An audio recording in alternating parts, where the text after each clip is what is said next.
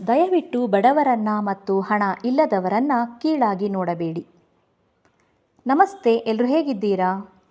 ನೀವೆಲ್ಲ ಚೆನ್ನಾಗಿದ್ದೀರಾ ಅಂತ ಭಾವಿಸ್ತೀನಿ. ಬನ್ನಿ ವಿಡಿಯೋ ಶುರು ಮಾಡೋಣ. ಆ ದೇವರು ಏನಾದರೂ ಕೊಡುವ ಮೊದಲು ಸ್ವಲ್ಪ ಪರೀಕ್ಷೆ ಮಾಡಿ ನಂತರ ಕೊಡುತ್ತಾನೆ ಎಂದು ಎಲ್ಲರಿಗೂ ಗೊತ್ತೇ ಇರುತ್ತದೆ ಅಲ್ವಾ? ಹಾಗಾದರೆ ನಾವು ಬೇರೆಯವರನ್ನು ಹೀಯಾಳಿಸಿ ಮಾತನಾಡೋದು ಏಕೆ? ನೀವು ಶ್ರೀಮಂತರಾಗಿದ್ದರೆ ಅದು ನಿಮಗಷ್ಟೇ ಇರುತ್ತದೆ. ನೀವು ಬೇರೆಯವರಿಗೇನಾದರೂ ಕೊಡುತ್ತೀರಾ? ಇಲ್ಲ ತಾನೇ? ನೀವು ನಿಮ್ಮ ಮನಸ್ಸಿಗೆ ಕೇಳಿಕೊಳ್ಳಿ, ಫ್ರೀಯಾಗಿ ಯಾರಿಗಾದರೂ ಬಡವರಿಗೆ ದುಡ್ಡು ಕೊಟ್ಟು ಸಹಾಯ ಮಾಡಿದ್ದೀರಾ ಎಂದು.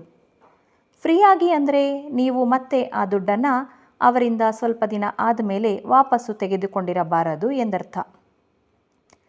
ಕೆಲವು ಶ್ರೀಮಂತರು ಮೋಸ್ಟ್ ಆಫ್ ದಿ ಟೈಮ್ ಬಡವರನ್ನು ಕೆಳಗೆ ಇರಿಸಿ ಮಾತನಾಡುತ್ತಿರುತ್ತಾರೆ. ಈಗ ಬಡವರಾದರೇನು, ಅವರಿಗೂ ಒಂದು ಒಳ್ಳೆಯ ಕಾಲ ಬಂದೇ ಬರುತ್ತದೆ ಅಲ್ವಾ?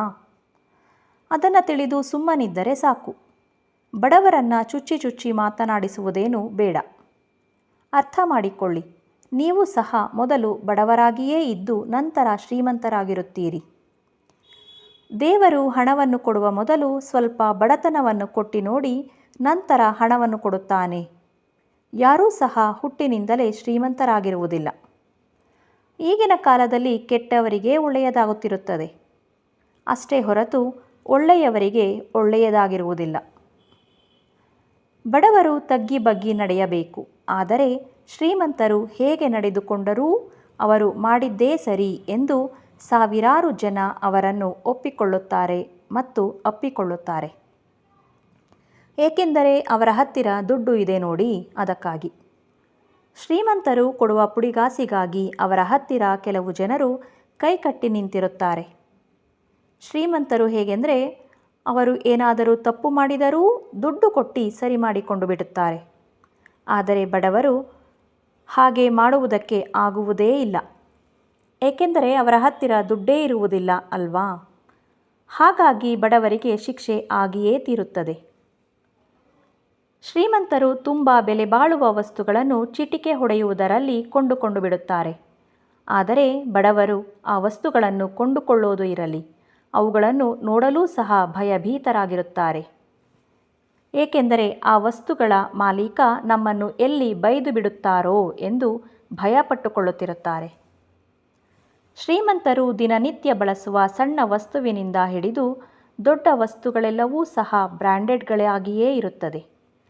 ಆದರೆ ಬಡವರು ಹಾಕಿಕೊಳ್ಳುವ ಬಟ್ಟೆ ಬೇರೆಯವರು ಕೊಟ್ಟಿರುತ್ತಾರೆ ಮತ್ತು ಊಟಕ್ಕೆ ಬಳಸುವ ವಸ್ತುಗಳೂ ಸಹ, ಅವರ ಮನೆಯಲ್ಲಿರುವ ವಸ್ತುಗಳೂ ಸಹ ಬೇರೆಯವರ ಭಿಕ್ಷೆಯಾಗಿರುತ್ತದೆ.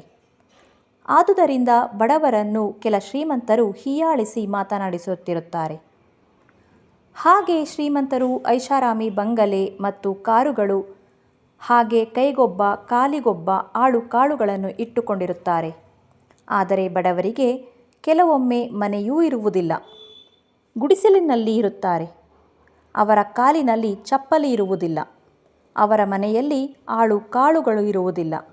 ಆದುದರಿಂದ ಬಡವರನ್ನು ಕೆಲ ಶ್ರೀಮಂತರು ಹೀಯಾಳಿಸಿ ಮಾತನಾಡುತ್ತಿರುತ್ತಾರೆ. ಶ್ರೀಮಂತರಿಗೆ ದೊಡ್ಡ ಕಂಪನಿಗಳಲ್ಲಿ ಕೆಲಸ, ಕೈತುಂಬ ಸಂಬಳ. ಅದೇ ಬಡವರಿಗೆ ಕೈತುಂಬ ಕೆಲಸ, ಬೆರಳೆಣಿಕೆಯಷ್ಟು ಸಂಬಳ. ಇದನ್ನೆಲ್ಲ ನೋಡಿ ಆ ದೇವರಿಗೆ ಕೇಳಬೇಕಾಗಿರುವುದು ಒಂದೇ ಒಂದು, ಶ್ರೀಮಂತರಿಗೊಂದು ನ್ಯಾಯ, ಬಡವರಿಗೊಂದು ನ್ಯಾಯ ಏಕೆ ದೇವರೇ ಎಂದು. ಶ್ರೀಮಂತರಿಗೆ ಏನಾದರೂ ಬರೇ ಹುಷಾರಿಲ್ಲ ಎಂದರೆ ಸಾಕು, ಸಾಲು ಸಾಲಾಗಿ ಡಾಕ್ಟರ್ಸ್ ಅವರನ್ನು ಚಿಕಿತ್ಸೆ ಮಾಡಲು ನಿಂತಿರುತ್ತಾರೆ. ಆದರೆ ಬಡವರಿಗೆ ದೊಡ್ಡ ಕಾಯಿಲೆ ಬಂದರೂ ಸಹ ಇವರನ್ನು ಉಳಿಸಲು ಒಬ್ಬ ನರ್ಸ್, ಒಬ್ಬ ಡಾಕ್ಟರ್ ಯಾರೂ ಸಹ ಮುಂದೆ ಬರುವುದಿಲ್ಲ. ಈಗ ದುಡ್ಡಿದ್ದವರಿಗೆ ದುನಿಯಾ ಎಂಬ ಕಾಲ ಬಂದುಬಿಟ್ಟಿದೆ. ಇಷ್ಟೇ ಅಲ್ಲ, ಇನ್ನೂ ತುಂಬ ಇದೆ, ಹೇಳ್ತಾ ಹೋದರೆ ಒಂದು ದಿನ ಪೂರ್ತಿ ಆಗುವಷ್ಟಿದೆ. ದಯವಿಟ್ಟು ಬಡವರನ್ನು ಯಾರೂ ಹೀಯಾಳಿಸಿ ಮಾತನಾಡಬೇಡಿ. ಈ ರೀತಿ ವಿಡಿಯೋಗಳಿಗೋಸ್ಕರ ದಯವಿಟ್ಟು ಒಂದು ಲೈಕ್, ಒಂದು ಶೇರ್, ಒಂದು ಸಬ್ಸ್ಕ್ರೈಬ್ ಮಾಡಿಕೊಳ್ಳಿ. ನಮ್ಮ ಚಾನಲನ್ನು ಸಪೋರ್ಟ್ ಮಾಡಿ. Thank you.